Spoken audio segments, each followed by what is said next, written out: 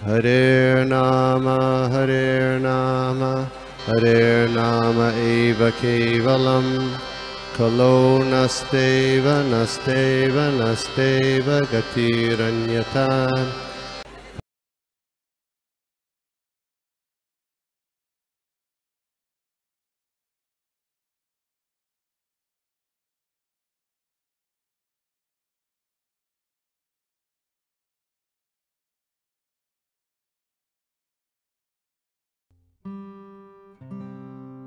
Okay, तो मैं श्लोक का शेयर करता हूँ। हम लोग आज देख रहे हैं तीसरा स्कंद 21वां अध्याय श्लोक नंबर 51, 52, 53, 54। तो हम लोग श्लोक पढ़ते हैं। यो अर्केन्द्वाग्निन्द्र वायुनाम यमा धर्म प्रचेतसाम रूपाणि स्थान आधत्से तस्मै शुकालयते नमः। यो अर्केन्द्वाग्निन्द्र वायुना यम धर्म प्रचेतसां रूपाणि स्थान आधत्से तस्मै शुक्लायते नमः। इसका हम लोग अनुवाद और तात्पर्य देखते हैं। When necessary, you assume the part of the sun god, the moon god, Agni, the god of fire, Indra, the lord of paradise, Vayu, the wind god, Yama, the god of punishment, Dharma, the god of piety, and Varuna, the god presiding over the waters. All obeisances to you who are none other than Lord Vishnu. इसमें तात्पर्य छोटा सा हम लोग पढ़ लेते हैं। तात्पर्य श्री प्रभुपाद द्वारा श्री प्रभुपाद की जय। Since the sage Kardam was a Brahma and Swayambhu was a Kshatriya, मैं इसका हिंदी में ट्रांसलेशन करते हुए चलता हूँ। क्योंकि कर्दम मुनि ब्राह्मण थे और स्वयंभू मनु क्षत्रिय थे, तो कर्दम मुनि उन्हें जो राजा थे, क्षत्रिय थे, उनको प्रणाम करने की कोई जरूरत नहीं थी, क्योंकि उनका जो पोजीशन था कर्दम मुनि का वो राजा के ऊपर था। लेकिन उन्होंने स्वयंभू मनु को प्रणाम किया क्योंकि मनु एक राजा थे, सम्राट थे, और वो भगवान के ही एक प्रतिनिधि थे। भगवान हमेशा वंदनीय है, चाहे वो ब्राह्मण हो, क्षत्रिय हो या शूद्र हो।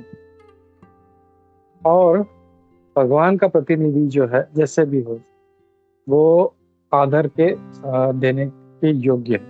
और वो राजा जो थे मनु, स्वयंभू मनु, उनको उन्होंने प्रणाम किया। हम लोग 52, 53, 54 एक ही इसमें है। हम लोग इसका श्लोक पढ़ते हैं। न यदार्थम आस्थाय जैत्रम अनेकनार्पित विस्फुर छंद को दंडो रथे नात्रास्य नगाम स्वसैन्यम चरण शून्नम वेपयन् मंडलम भुवः विकर्षन् बृहतिं सेनां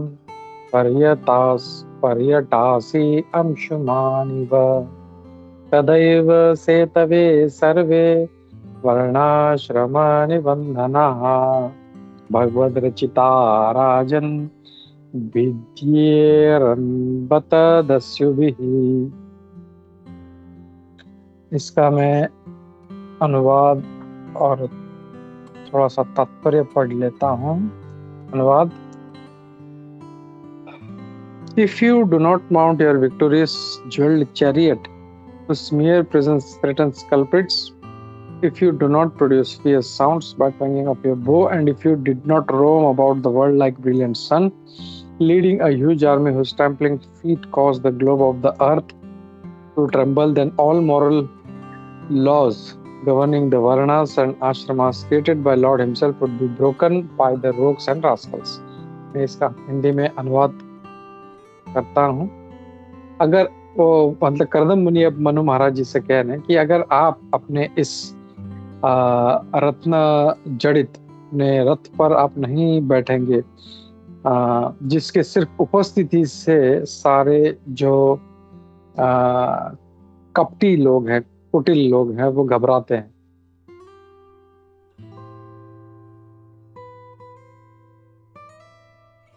फिर अगर यदि आपने अपना जो धनुष्य है उसके टंकार नहीं की और आप इस सारे जगह पर सूर्य के समान अगर आपने भ्रमण नहीं किया इस अपने महान सैन्य के साथ, जिसके सिर्फ पैरों के क्या है चलने से जो है सारी पृथ्वी कांपती है, then all the moral loss, फिर जो भी जो कानून है, जो वर्ण और आश्रम के लिए भगवान ने बनाए हैं, वो सारे तोड़ दिए जाएंगे। जो रोग्स एंड रास्कल्स यानी जो कपटी लोग हैं या जो ये असताम है, उनके द्वारा ये तोड़ दिए जाएंगे। तो हम लोग इसका तात्पर्य भी पढ़ ले। तात्पर्य श्री प्रभुपाद द्वारा श्री प्रभुपाद कीजिए। It is the duty of a responsible king to protect the social and spiritual orders in human society. तो ये एक राजा का उत्तरदायित्व है कि वो समाज के वर्ण और आश्रम की रक्षा करे। फिर जो वर्ण हैं जिनको 4 भागों में बांटा गया है वर्ण, और वह है ब्रह्मचर्य, आश्रम जो है ब्रह्मचर्य, गृहस्थ, वानप्रस्थ और संन्यास। और जो वर्ण है वो उनके गुण और कर्म के हिसाब से बांटा गया है, जो है ब्राह्मण, क्षत्रिय, वैश्य और शूद्र। ये सारे जो वर्ण और आश्रम हैं ये अलग अलग काम के अनुसार बांटे गए, उनके गुण और कर्म के हिसाब से, जैसे भगवत गीता में भी कहा गया है। लेकिन दुर्भाग्यवश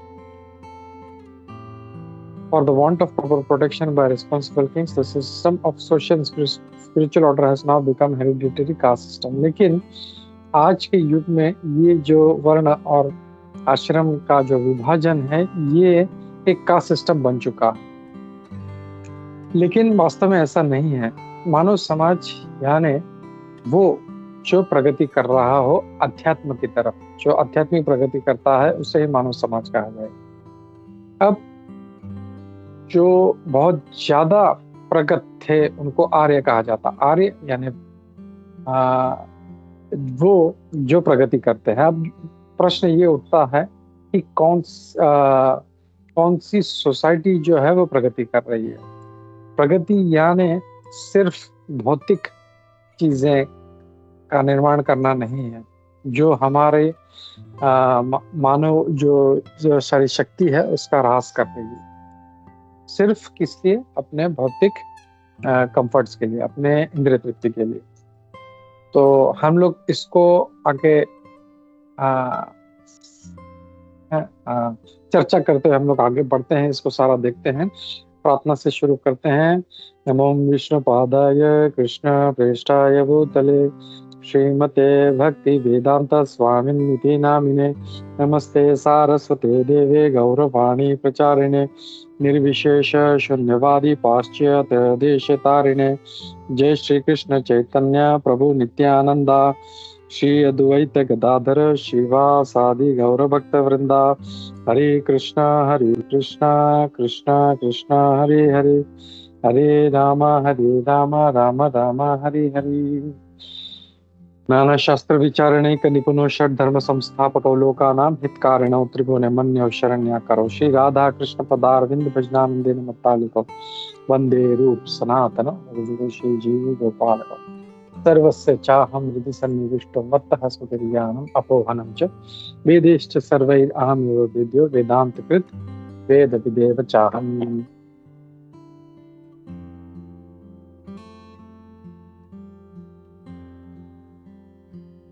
हरे कृष्णा। तो सभी का स्वागत है हमारे आज के इस प्रातःकालीन साधु संग ऑनलाइन सत्र में, जहाँ पे हम लोग देख रहे हैं तीसरा स्कंद 21वां अध्याय, और इसका हम देख रहे हैं श्लोक नंबर 51 से 54 तक। तो यहाँ पे पहले श्लोक में अगर हम देखें, जो हमारा आज का पहला श्लोक है 51, उसमें कह रहे हैं कि कर्दम मुनि कह रहे हैं कि आप आ, आ, जो है आप सूर्य, चंद्रमा, अग्नि और इंद्र, वायु, यम, धर्म और वरुण, तो आप इन सभी का जो है रूप लेते हैं, आप इनका काम करते हैं। मैं इसके लिए आपको प्रणाम करता हूँ, जो साक्षात विष्णु के समान ही है। तो अब हम देख रहे हैं यहाँ पे कर्दम मुनि जो है वो स्वयंभू मनु से कैसे वो जो है वार्तालाप कर रहे हैं, वो उनको कितना आदर दे रहे हैं उनको। तो जस्ट अ मिनट, इसमें चैप्टर 21 में ये कर्दम मुनि जो हैं ये कहाँ से बोलना शुरू करते हैं? श्लोक नंबर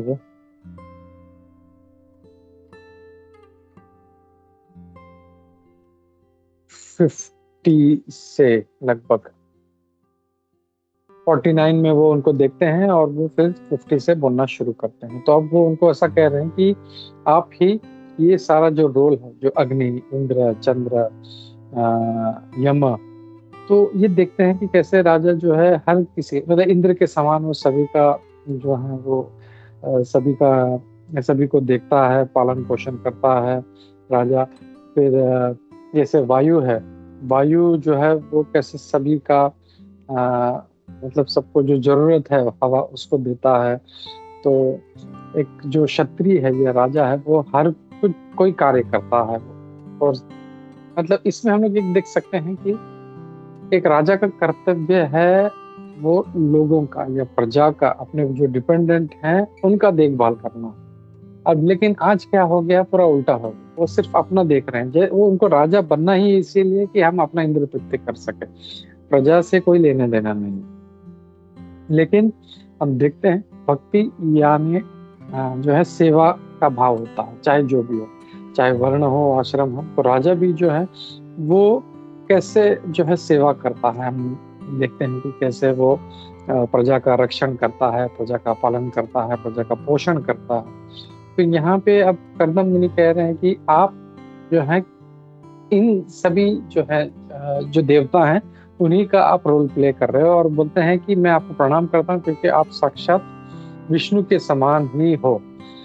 अब यहाँ पे प्रभुपाद जी हमारा एक डाउट क्लियर कर रहे हैं। जैसे हम तात्पर्य में बढ़ते हैं तो कर्दम मुनि जो है वो ब्राह्मण थे और स्वयंभू जो है वो स्वयंभू मनु जो थे वो क्षत्रिय थे। तो देखा जाए तो Kardam Muni was on a higher platform. लेकिन फिर भी हम देखें तो कर्दम मुनि है वो क्षत्रिय होते हुए भी उनको कितना आदर दे रहे हैं, और वो जानते हैं कि राजा जो है क्या कार्य करता है, और ये करते हुए वो उनको प्रणाम भी करते हैं। और फिर प्रभुपाद जी कहते हैं कि एक्चुअल इसका जरूरत नहीं था, क्योंकि ब्राह्मण जो है, क्षत्रिय का काम है ब्राह्मण को प्रणाम करना, ब्राह्मण का कार्य नहीं है वो क्षत्रिय को प्रणाम करना। लेकिन फिर भी कर्दम मुनि ने ये किया, क्यों? क्योंकि राजा जो है वो भगवान का ही स्वरूप है, जो कि पहले जमाने में हुआ करता था। राजा इतना पावर, जैसे हम देखते हैं इतने बड़े बड़े जो पहले के राजा थे, अम्बरीश महाराज थे, परीक्षित महाराज थे, पांडव थे, वो अपना जीवन सारा पूरा प्रजा के लिए अपना ये कर लेते थे। तो इसलिए जो है उनको भगवान का स्वरूप कहा गया। उनका भगवान का क्या काम है? पालन पोषण भरण। तो राजा भी वही करता है, इसके लिए वो कहते हैं आप साक्षात भगवान विष्णु के समान ही।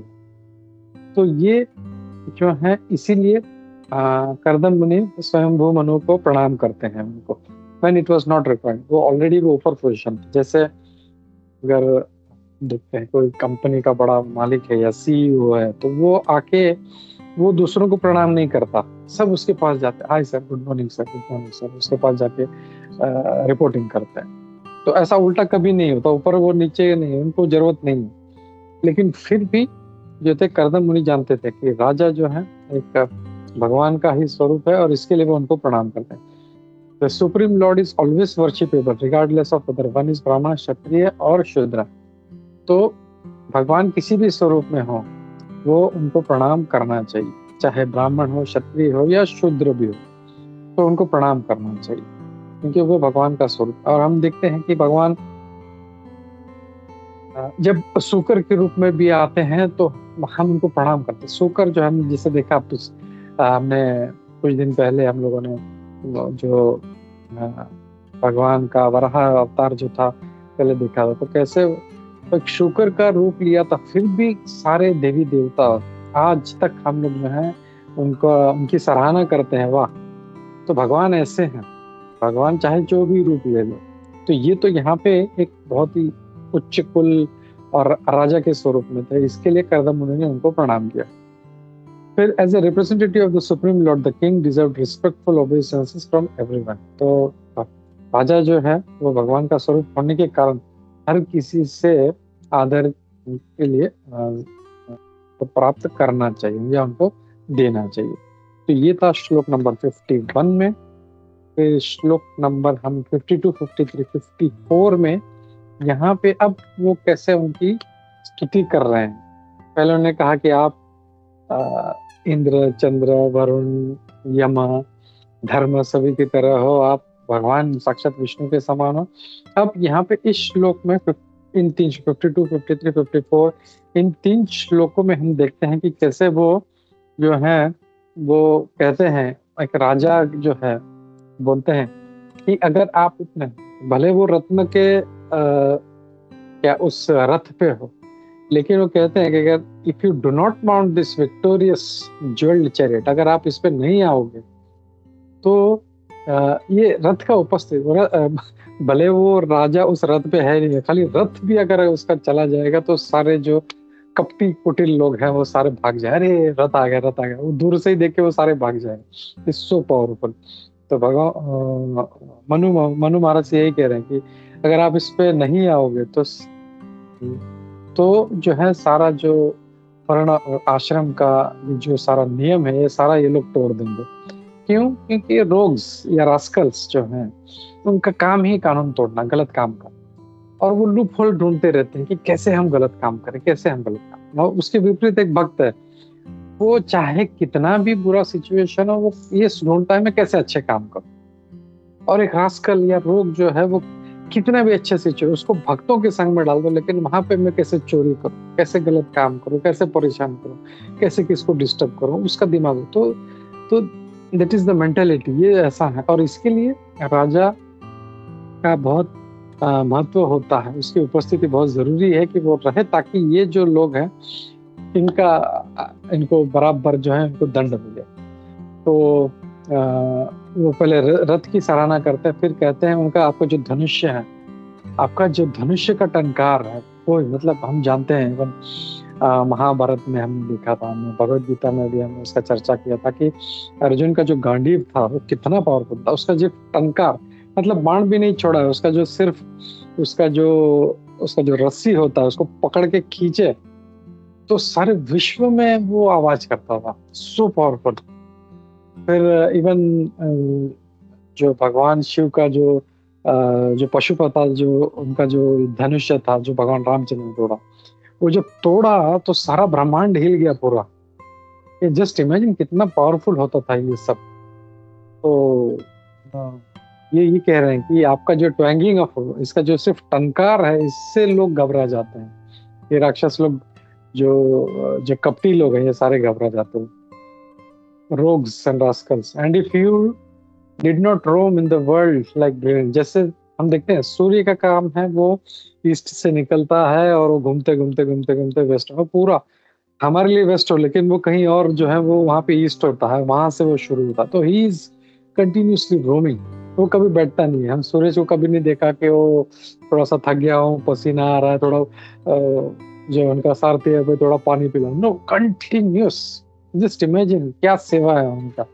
इस नेवर, ऐसा नहीं है वो सन एक सिर्फ एक ग्लोब है और वो घूम रहा है, नहीं, उसमें सूर्यदेव बैठते हैं, उसमें विवस्वान हम लोग जानते हैं जिन्होंने भगवद गीता सुना। He is continuously, not for second, तो एक सेकंड के लिए भी कहीं पे ब्रेक नहीं लेते हैं।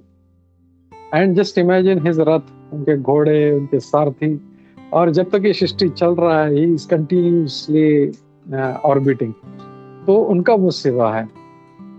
जैसे हमने ब्रह्मा जी का भी देखा था, ब्रह्मा जी का क्या सेवा है, तो सुबह उठते ही उनका थोड़ा सारा क्रिएशन स्टार्ट हो गया और सो गए, बस खत्म, सारा खत्म हो गया, फिर सुबह उठे फिर क्रिएशन। अभी कोई आदमी ऐसा सेवा तो 1 दिन 2 दिन 4 दिन करेगा। अभी हम लोग को मैसेज भी करना है, हम लोग को, तो हम लोग भूल जाते हैं सुबह, मतलब 11 बजे ओ अरे मैसेज करना है। लेकिन ब्रह्मा जी तो नहीं है, ब्रह्मा जी सो एक्सपर्ट, वो सुबह जैसे उठे तो चलो भाई क्रिएशन स्टार्ट करना है। वो धनाधन इतना पूरा ब्रह्मांड जो है, इतना विश्व पूरा सारा कुछ इतना पूरा क्रिएट करते हैं और बनाते बनाते बनाते बनाते फिर उसका जब वो सो जाते हैं तो संहार हो जाता है, फिर सुबह उठे and he is not tired at all. तो ये जो सेवा मूड है ऐसे भक्तों का, जैसे विवस्वान है, Brahma ji, we should pick up that. और ये हम लोग को लेना चाहिए। थोड़ा सा हम लोग कुछ 0.0000001% कुछ तो करें हम लोग। We should learn from them कि कैसे सेवा भगवान का होता है। और ये जब सेवा हम भगवान का, वैष्णवों का, अपने गुरु का करेंगे तो दे विल बी प्लीज्ड, और भगवान भी प्लीज होंगे, भगवान भी खुश होंगे। क्यों? क्योंकि भगवान एज ए परमात्मा सब देख रहे हैं। He is in each and every atom, he is in heart of everybody and he knows. लेकिन हम लोग आलस करते हैं, तो क्या प्रणाम करना, हरे कृष्णा, ठीक है छोड़ो जाने दो। That is not correct attitude. परमात्मा देख रहे हैं, हमको लगता है अरे यार किसी ने देखा नहीं, मैंने प्रणाम नहीं किया, oh I am so smart, but we are the fullest person. क्यों? बिकॉज परमात्मा जो सीसीटीवी है दैट इज ऑलवेज ऑन। वो सर्वेलेंस जो है हमारा, हमको लगता है हमको कोई नहीं देख रहा, but we are being watched and we are being noted. सारा जो है, जो भी काम है, it is being noted and we will be rewarded और वी विल बी पनिश्ड। अच्छा काम किया है तो रिवॉर्ड मिलेगा, बुरा काम किया तो पनिशमेंट जरूर। So that is going to happen. तो point is we should try to do सेवा। हम लोग को देखना चाहिए कैसे हम सेवा करें।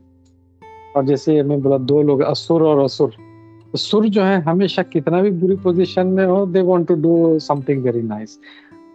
प्रहलाद महाराज का उदाहरण देते। प्रहलाद महाराज वो असुर कुल में जन्म लिया है, सब तरफ उनका सब चिकन मटन है, सब टंगड़ी तोड़ रहे हैं, सब गलत काम हो रहा है, कोई कुछ कर रहा है, कोई कुछ कर रहा है, लेकिन हिज कॉन्शियसनेस ओम नमो भगवते वासुदेवाय। किसी से कोई लेने नहीं, तो क्या चल रहा है तुम्हारा चलने दो, मुझे कोई मतलब नहीं। ही वांट्स टू डू भक्ति।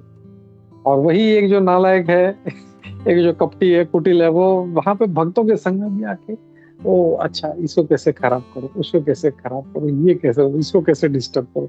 सो ये सुर और असुर, हमेशा भगवान भी बोलते हैं 2 तरह के लोग होते हैं। सो हम लोगों को डिसाइड करना अब मैं कहाँ पे जाऊँ, इस डायरेक्शन में जाऊँ या इस डायरेक्शन। और हम लोग जब सोचेंगे यार कोई नहीं देख रहा है, I can do something wrong, मैं थोड़ा सा चलो ठीक है कुछ कर लेता हूँ, ऐसा नहीं है। CCTV is always on.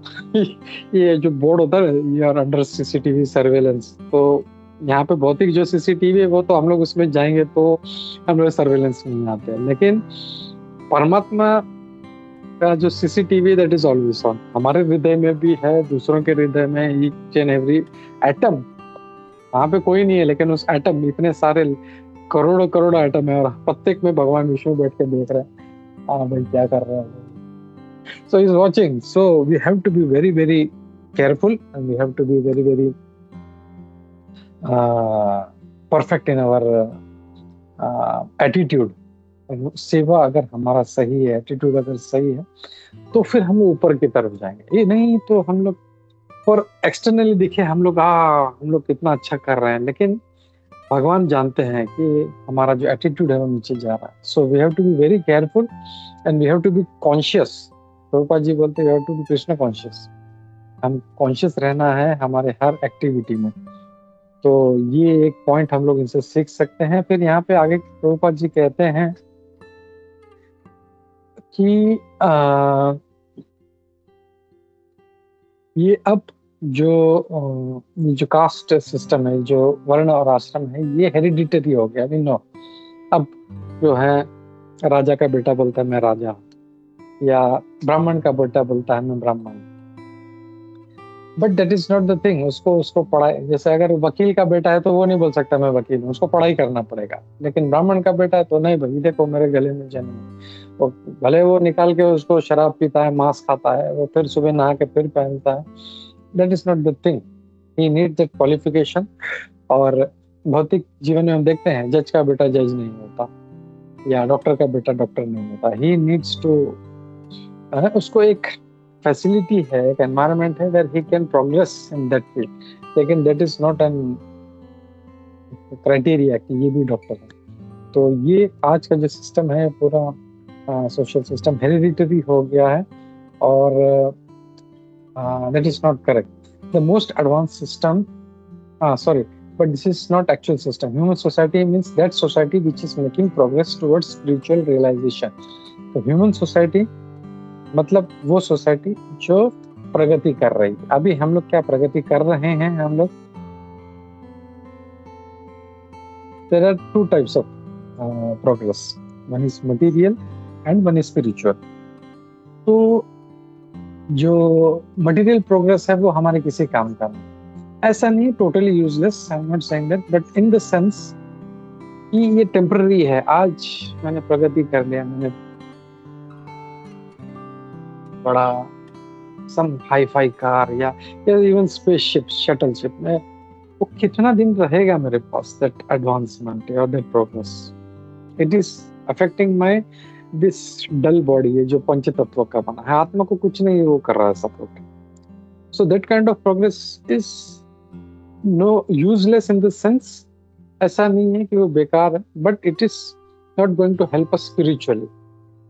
अब एक चीज है कि अगर जो जैसे श्रेय और प्रेय, जो शॉर्ट टर्म गेन दे रहा है, वो ऐसा नहीं कि वो गेन नहीं है, लेकिन it is going to help. कुछ 100 रुपया आया, हमने खर्चा कर दिया, खत्म, क्लास नहीं। बट ये जो बड़ा धन है जो हम लोग जो है आध्यात्मिक प्रगति का है, that is going to be with us and it is we are making progress। तो ये इसलिए स्पिरिचुअल प्रोग्रेस जो बहुत जरूरी है, और इसीलिए मानव समाज यानी spiritual progress. Material progress is a different thing, लेकिन spiritual progress is a must, वो होना ही चाहिए।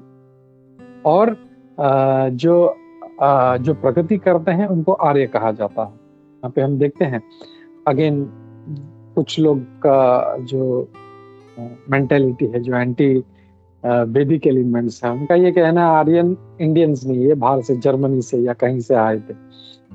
ये भी जो है ये फूट डालने के लिए कहा गया है। बट आर्य हम देखते हैं महाभारत में, भगवत गीता में, फिर रामायण में, ये राजाओं को क्या बुलाते थे? आर्य। ये आर्य, आप कहाँ जा रहे हो, कब युद्ध से कब आए? So this is a very common thing. तो भगवान रामचंद्र थोड़ी जर्मनी से आए थे या पांडव थोड़ी जर्मनी से आए या कहीं से और से आए। They were Aryas because they were making effort for spiritual progress. तो वो होता है। लेकिन ये जो एक एंटी सोशल एलिमेंट्स है, एंटी हिंदू एलिमेंट्स है, वैदिक एलिमेंट्स है, they are creating this divergence. तो हम लोग को उसमें भटकना है। तो आर्य मीन्स ह्यूमन सोसाइटी में जो प्रोग्रेस करे। तो हम लोग को अब देखना है कि वेदर वी आर आर्यंस और नॉट, कि हम सिर्फ मटेरियल प्रोग्रेस कर रहे हैं या स्पिरिचुअल प्रोग्रेस भी कर रहे हैं। That is very important.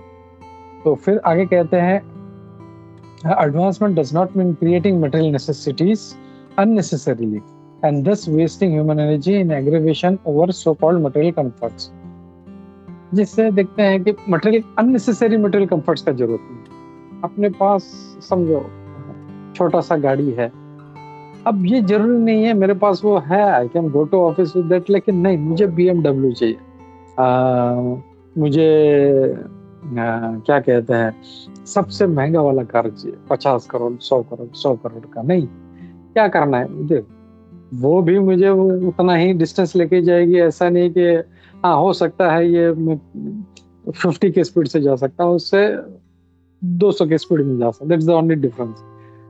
So but what is the use, the purpose is that. So जैसे ये इसमें कहा जा रहा है मटेरियल प्रोग्रेस अननेसेसरी जरूरत नहीं, बेसिक हम लोग वी हैव टू बी। इसमें प्रभुपाद जी ये कह रहा है कि सेटिस्फैक्शन का जो एलिमेंट है ये हम लोग को होना चाहिए, ये फैक्टर बहुत जरूरी है। हम देखते हैं आगे श्री कोलवेचा श्रीधर में हमेशा उनका झोपड़ी में रहते थे ना, बराबर उनका झोपड़ी बराबर है, उसमें से धूप आ रहा है, बरसात आ रहा है, स्टिल इज सो हैप्पी।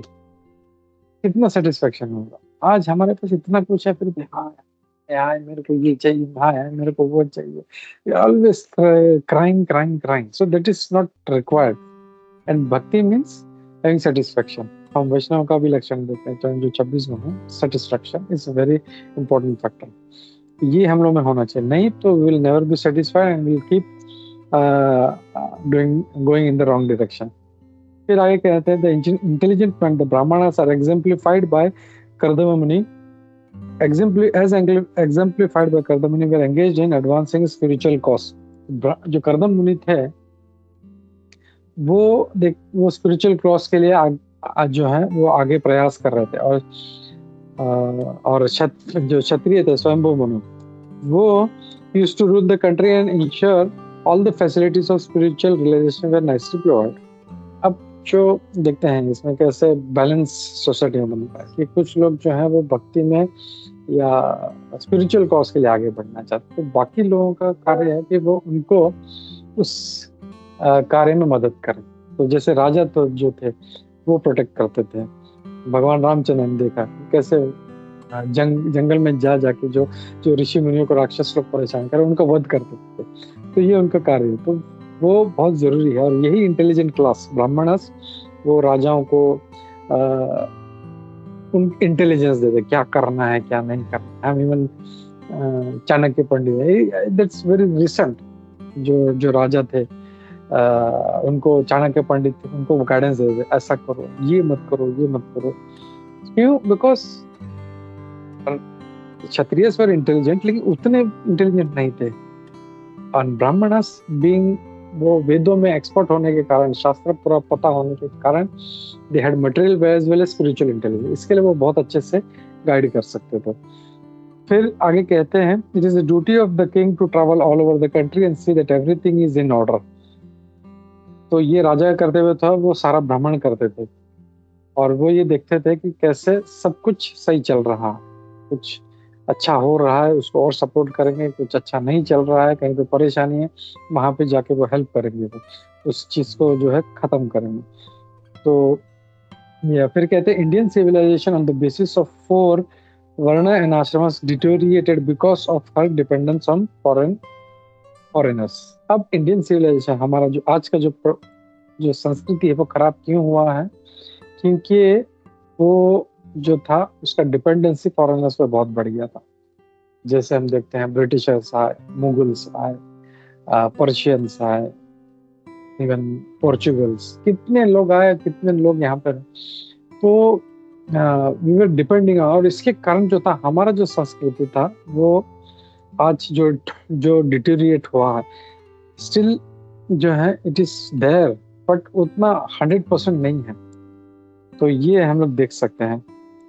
और those who did not follow civilization of varnashram, thus the varnashram system has now been degraded into caste system, और ये हमारा जो है caste system में परिवर्तित हो चुका है। The institution of 4 varnas and 4 ashramas is confirmed herewith to be भगवत रचिता। तो ये जो वर्ण और आश्रम है इसको यहाँ पे श्लोक में भगवत रचित कहा गया, मतलब भगवान ने इसकी रचना की है। भगवत गीता का वो फेमस श्लोक है। Does anybody remember that?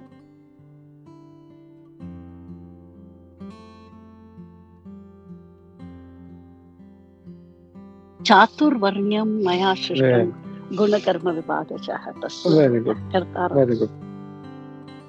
Thank you mother, thank you. चातुर्वर्ण मया सृष्टम गुणकर्म विभागशः। ये जो चातुर्वर्ण है ये मैंने बनाया है। तो कुछ लोग मूर्ख लोग बोलते हैं अरे ये तो सब ब्राह्मणों ने बनाया है अपने को ऊपर रखने के लिए। नहीं, भगवान खुद भगवत गीता में मैंने बनाया है, तो ये भगवत रचित है ये। तो भगवान ने बनाया है तो it will always be there. और ये प्रभुपाद जी आगे कहते हैं anything created by the lord can not be closed और कवर्ड। जो भगवान ने बनाया है उसको हम लोग क्लोज नहीं कर सकते हैं उसको। फिर प्रभुपाद जी बहुत अच्छा पॉइंट कहते हैं the divisions of varna and ashramas will continue to exist either in the original form or in degraded form. तो ये जो वर्ण है आश्रम हमेशा रहेगा, भले डिग्रेडेड फॉर्म में। It is not going to get extinguished. जैसे कुछ देखते हैं कुछ कल्चर्स आए और चले गए, इट वाज टोटली एक्सटिंग्विश्ड। लेकिन ये वर्ण और आश्रम भले डिग्रेडेड फॉर्म में, आज वो भले जाति के ना ब्राह्मण का बेटा था, but that will always B था। इससे ये पता चले हाँ कि ये चार जो है, जो वर्ण और आश्रम है, ये थे, ये भगवान ने बनाए हैं, और भगवान ने बनाए हैं इसके लिए, भले डिग्रेडेड फॉर्म में हो लेकिन वो हमेशा रहेगा। फिर इसमें आगे देखते हैं, प्रभुपाद जी बहुत अच्छा एक एनालॉजी देते हैं कि जैसे सूर्य जो है आइदर कवर्ड बाय क्लाउड्स और in the clear sky the sun will continue to exist. तो सन, सूर्य जो है उसको ढक नहीं सकता, भले बादल आ जाए, मिस्ट आ जाए, फॉग आ जाए, तो हल्का सा ऐसा थोड़ा सा हो सकता है, लेकिन वो सूर्य हमेशा रहेगा। वो हमको प्रकाश पूरी तरह से नहीं मिलेगा, it will be it will be covered, covered नहीं बोल सकते, मतलब जो प्रकाश जो है उसका इल्यूमिनेशन वो थोड़ा कम हो जाए, डायरेक्ट सनलाइट है तो ज्यादा प्राप्त होगा, लेकिन कवर्ड है, मिस्ट है, फॉग है, क्लाउड से तो नहीं, तो that sun always will be there, that light always will be there. ये प्रभुपाद जी यहाँ पे उदाहरण दे रहे हैं। फिर आगे प्रभुपाद जी कहते हैं when they are regulated for cooperation among communities according to Vedic principles then there is peace and spiritual advancement. तो ये अगर कोऑपरेशन के साथ सारे कम्युनिटी में आपस में चलेगा तो हमेशा शांति और आध्यात्मिक प्रगति होगा। ये नहीं है तो ना शांति होगी ना आध्यात्मिक प्रगति होगी। But when there is hatred, जब हेट्रेड है, माल प्रैक्टिस है, या एक दूसरे पर भरोसा नहीं, मिसट्रस्ट है, उसका mutual mistrust, the whole system becomes degraded. तो उसके वजह से फिर ये डिग्रेड हो जाता है। At present moment the entire world is in a deplorable condition because of giving rights to so many interests. तो आज क्या हो गया है, ये हमारा इतना व्यवस्था खराब क्यों हुआ है, अननेसेसरी दूसरे लोगों को इसका जो है राइट्स इसको प्राप्त हो गया। This is due to the degradation of the 4 castes and varnas and ashrams. और ये क्यों हुआ है, क्योंकि ये जो 4 वर्ण और आश्रम है ये पूर्ण तरह से डिग्रेड हो गया। तो हम यहाँ पे देख सकते हैं आज के श्लोक में हम लोगों के लिए ये संदेश हम लोग को लेना चाहिए कि कर्दम मुनि ब्राह्मण होते हुए भी मैं मनु महाराज को प्रणाम किया।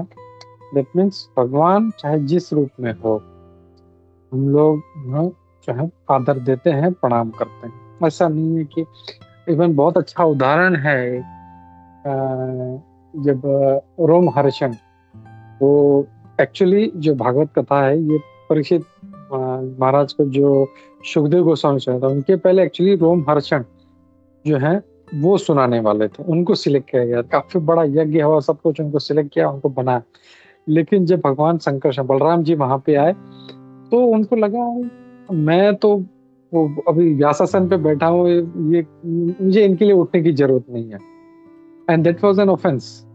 भगवान आए हैं तो उनको प्रणाम करना ही चाहिए, चाहे वो व्यासासन पे बैठे हैं या कहीं पे भी।